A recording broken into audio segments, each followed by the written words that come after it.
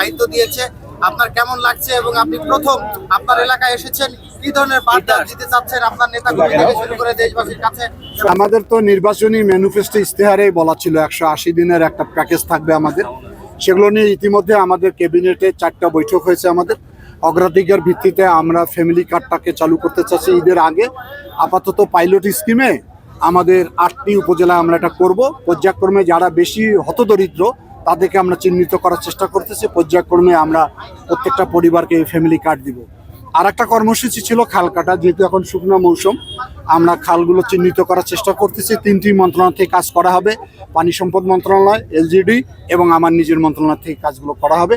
আর আমাদের 25 কোটি যে গাছ লাগানোর পরিকল্পনা ছিল, এবছরে আমরা 5 কোটি গাছ লাগাবো, সেটার একটা পরিকল্পনা নিয়ে আমরা এগিয়ে যাচ্ছি। আর সর্বোপরি রমজান মাস, এখানে আইন শৃঙ্খলাটাকে আমরা গুরুত্ব দিচ্ছি, দ্রব্যমূল্যটা নিয়ন্ত্রণ রাখার জন্য বলতেছি, বিদ্যুতের যাতে কোনো ঘাটতি না হয়, যাতে মানুষের ইফতার এবং তারাবি এবং সেহরিতে যাতে কোনো বিঘ্ন সৃষ্টি না হয়, এই জিনিসগুলো আমরা অ্যাড্রেস করতেছি। সামনে ঈদের সময় যাতে নির্বিঘ্নে মানুষ বাড়িতে যাতায়াত করতে পারে, আসতে পারে, এবং সর্বোপরি দেশের এই আইন শৃঙ্খলাটাকে স্বাভাবিক পর্যায়ে নিয়ে আসার জন্য সবচেয়ে বেশি ভূমিকা রাখার চেষ্টা করতেছি আমরা। আর আমার কথা বলছেন যে কেমন লাগছে, তখনই ভালো লাগবে যখন জনগণের কাজ করতে পারবো আর কি।